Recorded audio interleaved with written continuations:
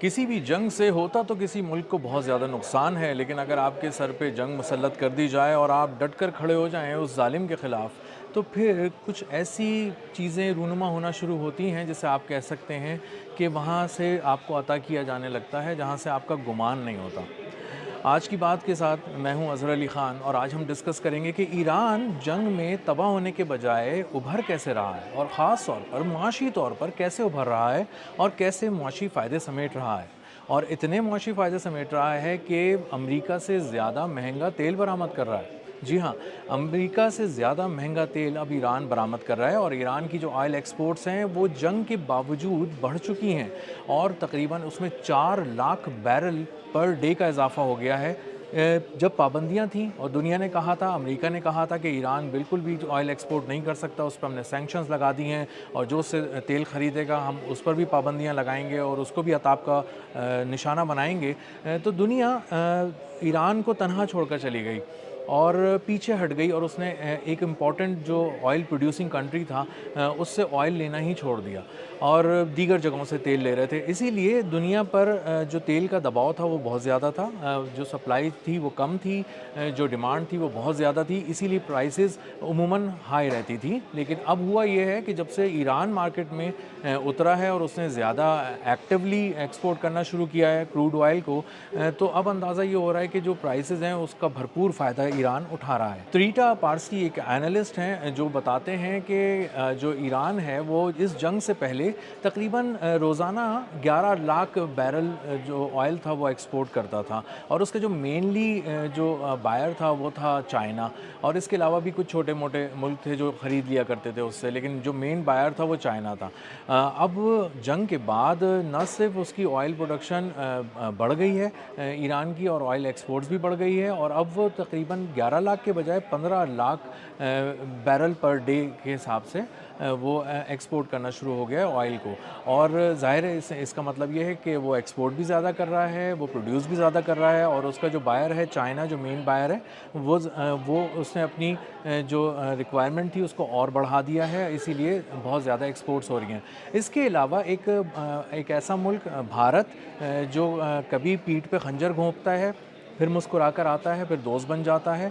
کبھی وہ اسرائیل کی گود میں جا کے بیٹھ جاتا ہے ایران کے خلاف، اور اب جب دیکھتا ہے کہ اسرائیل بری طرح پٹ رہا ہے، نیتن یاہو شکست کھا چکا ہے، تو وہ پھر دوبارہ اس کو ایران اچھا لگنے لگتا ہے۔ ایک ایسا منافق کردار اس دنیا کا بھارت، جس کا سربراہ مودی ہے، اور مودی نے اب جا کے بات کی ہے ایران سے اور کہا ہے کہ پلیز ہمیں آئل دے دو، کیونکہ اسٹریٹ آف ہارموز سے تو آپ گزرنے نہیں دے رہے کسی کو، اور صرف دوست ممالک کو گزرنے دے رہے ہیں، تو ہم بھی آپ کے دوست ہیں، پلیز ہم پر بھی رحم کیجئے، ہمیں بھی کچھ آئل دے دیجئے۔ تو اب ایران نے اس کے ساتھ ایک معاہدہ کیا ہے بھارت کے ساتھ، اور 50 لاکھ بیرل جو ہے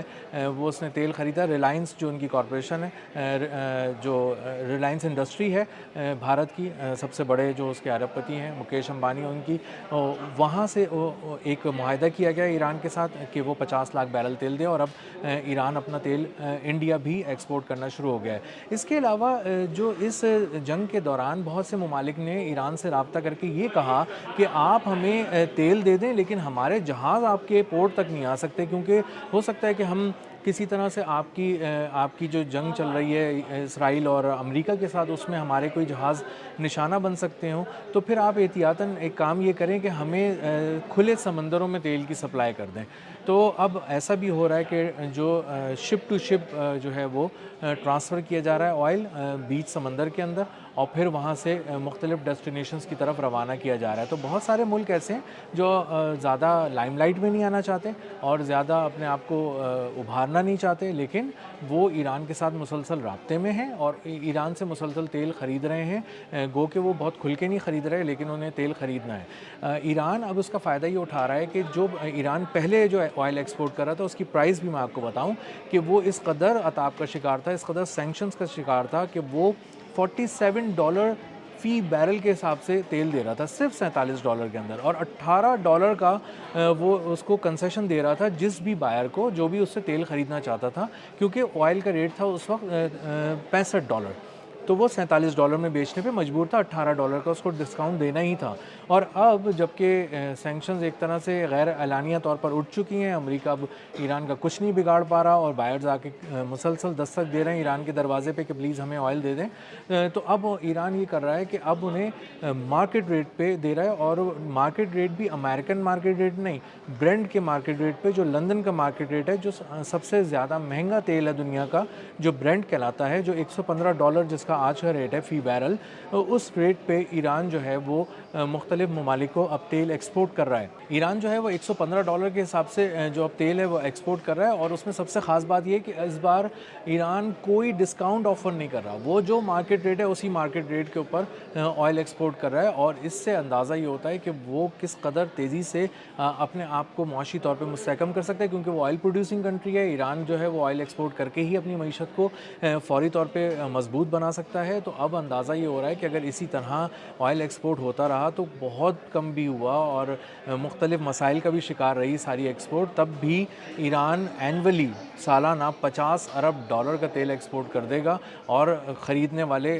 جو ممالک ہیں اب ان کی تعداد آنے والے دنوں میں بڑھتی رہے گی، کیونکہ ایران نے اپنے آپ کو عسکری طور پہ بھی ایک طاقتور ملک ثابت کر دیا ہے، اور دنیا کی جو ایک سپر پاور کہلائی جاتی تھی امریکہ، اور اس کا جو بغل بچہ تھا اسرائیل، جو کہ کم اکوپڈ نہیں تھا جدید ترین ویپنز سے اور ملٹی لیئر ڈیفنس سسٹم سے اور جدید طیاروں سے اور جدید وارفیئر کی ٹیکنالوجی سے، یہ دونوں طاقتیں مل کر ایران کے چوکھٹ پر آ کر ناکام ہو چکی ہیں، دم توڑ رہی ہیں، اور پوری دنیا اب اس بات کو اپنی آنکھوں سے دیکھ رہی ہے۔ اور اب مغرب جو ویسٹرن کنٹریز تھے ان کے لیے بھی آہستہ آہستہ ایران کے لیے محبت جاگ رہی ہے، اور ان کو بھی اندازہ یہ ہو رہا ہے کہ اگر ہمیں بنا کے رکھنی ہے تو ایران سے بنا کے رکھنی پڑے گی، وہ وہاں پہ تیل ہمیں سپلائی کر سکتا ہے، اور اسٹریٹ آف ہارموز تو ابھی کھلنے والی نہیں ہے۔ اور ٹرمپ جو کہہ رہے تھے کہ امریکی بحریہ جائے گی اور سب کے پرخچے اڑا دے گی، اور تمام جو وہاں پہ کمرشل ویسلز ہیں ان کو اسکارٹ کر کے اور اپنی حفاظتی حصار میں لے کر آبنائے ہرمز پار کرائے گی، اور دنیا کو ایران سے ڈرنے کی ضرورت نہیں ہے۔ تو اب امریکی بحریہ کو دو بڑے جھٹکے لگ چکے ہیں۔ جرالڈ آر فورڈ جو ان کا بحری بیڑا تھا تباہ ہو چکا ہے اور اب جا چکا ہے ریپیئر کے لیے، اور اس کے علاوہ ابراہم لنکن جو ان کا بحری بیڑا تھا اس کو پہلے ہی خراب کر کے بھیج چکے ہیں، تباہ کر کے بھیج چکے ہیں، تو دونوں کے ریپیئرز میں ابھی سالوں لگیں گے، اور دونوں پہ بہت زیادہ خرچہ آئے گا۔ اس میں تقریباً اربوں ڈالر کا اس میں ریپیئر ہے اس کو دوبارہ فنکشنل کرنے میں، اور ابھی وہ ہونے والے بھی نہیں ہیں کچھ عرصے کے اندر۔ تو اب ایران جو ہے وہ کھل کر آ چکا ہے مارکیٹ میں، آئل مارکیٹ کے اندر، انٹرنیشنل آئل مارکیٹ میں، اور نہ صرف تیل ایکسپورٹ کر رہا ہے، اس کی تیل کی ایکسپورٹس بڑھ گئی ہیں، بلکہ انٹرنیشنل پرائز پر بغیر کوئی کنسیشن دیے ٹھیک ٹھاک طریقے سے وہ کما رہا ہے، اور